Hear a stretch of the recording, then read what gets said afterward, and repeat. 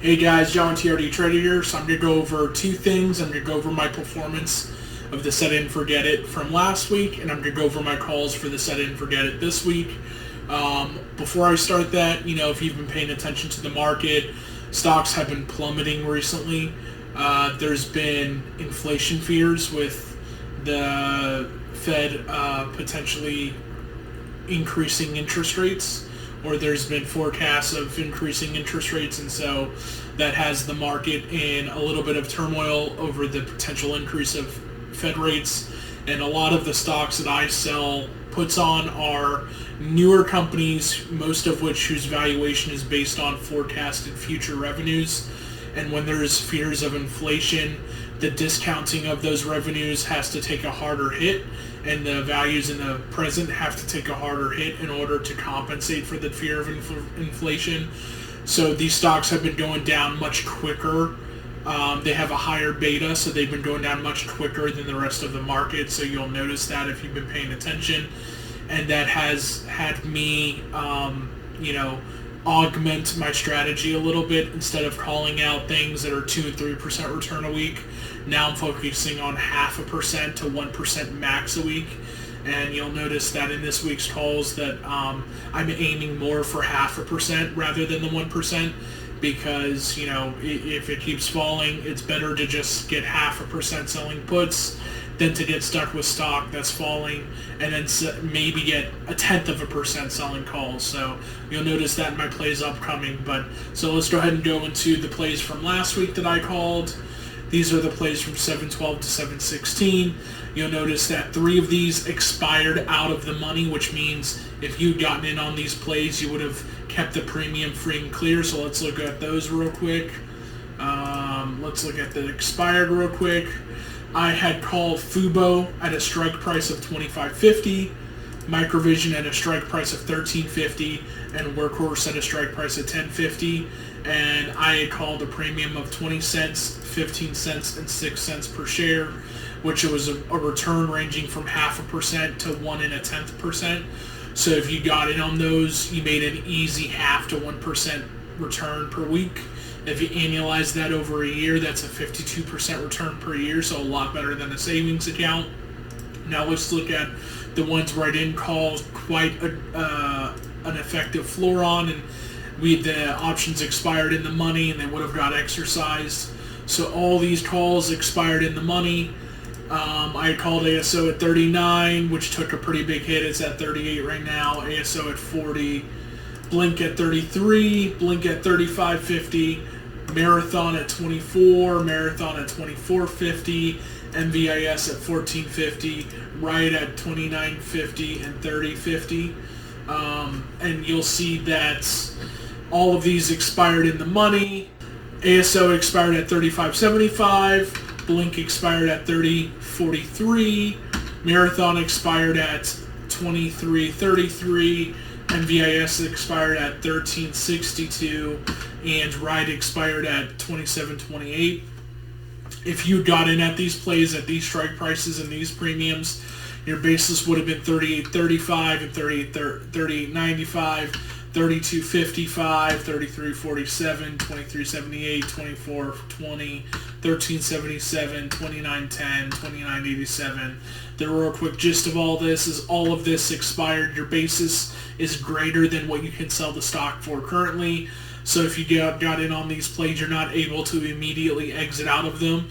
So if you did get in on these plays and you have to sit on them for a little while, I would recommend selling calls.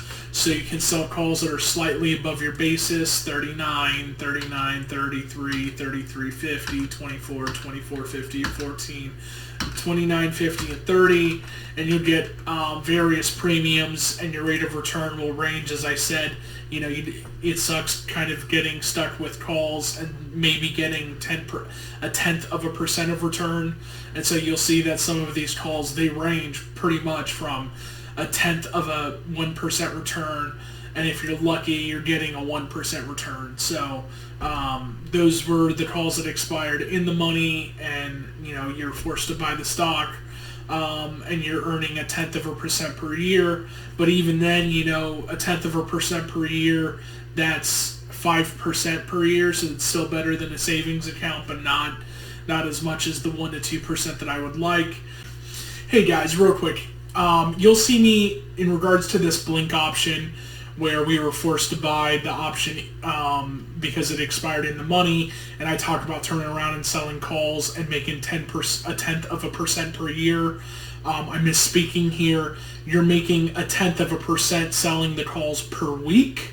So if you multiply a 0.1%, and it's actually not even a 0.1%, right? It's 0.15%. So it's, it's almost, if you round up, it's actually, 0.2%. But let's be conservative and say it's a 0.1%. If you multiply that by 52 weeks in a year, you're earning 5%, not a 0.1% per year. So those are the performances of the calls I called last week. Now for the calls I'm calling this week, and you'll see it's a lot more conservative.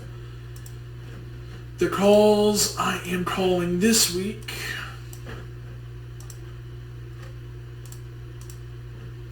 I am calling Blink at 26.50 as the most conservative, at 27 as least conservative, Fubo at 21, Marathon at 19 at the most conservative, Marathon at 20 at the least conservative, MVIS at 11 at the most conservative, MVIS at 12 at the least conservative, Riot at 21.50 at the most conservative, Riot at 22.50 at the least, Workhorse at 8.50.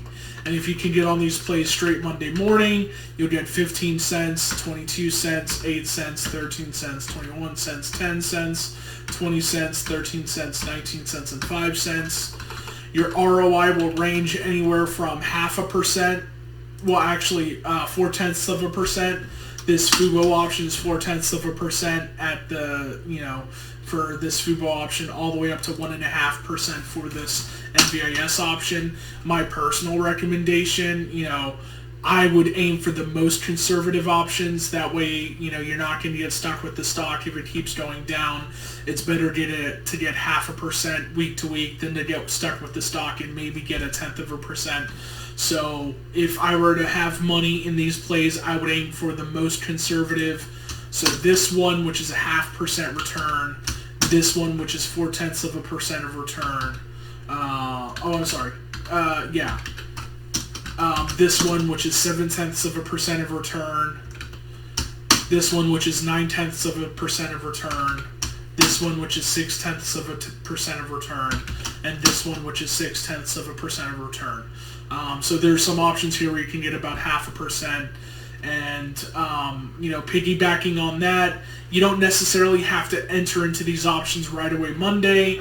If we take a look at like a random stock, you'll see that looking at the 5-day, you'll see, so the stock started at 7.12 and it plummeted. It plummeted to a floor of 24 and then it shot back up. So if you sell options, if the stock is as low as possible when you sell options, you'll get the most amount of premium. So if you're a person who can wait midweek to sell options, you'll get way more premium if the stock's falling, and you can also adjust lower and still get more premium. So these options work best if you wait in a falling market. If you make midweek, if you wait to midweek to play these options, to set them, to see where the stock's at.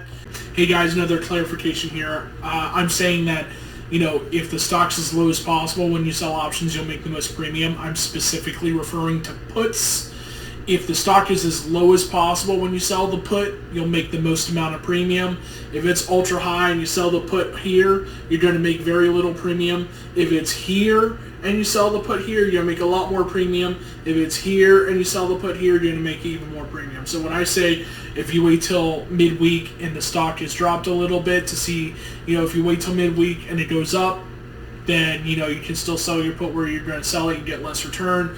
But if you wait till midweek and the stock goes down and then you sell your put, you're going to get even more return.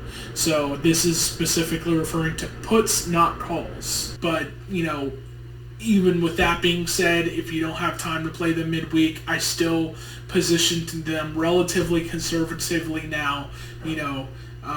Let's go going back to here. I still position them relatively conservatively. That you're basically only getting 0.5% of return, and you'll see that the probabilities of success, probabilities of profit, chance of profit for pretty much all of the conservative ones is about 95% plus. So you'll see that these are a lot more conservative plays. So you don't have to wait till midweek to set the options, but if you can, that would be best. So yeah, guys, these are the plays I'm looking at for the upcoming week. I hope you learned something. I hope you enjoy this. I hope you're at least paying attention to the market and learning, the ups and downs and, the being able to play at the beginning of a week versus midweek and being able to learn things. So with that being said, I hope you like, subscribe, and I hope you learned something new, and have a great day, guys. Thank you very much.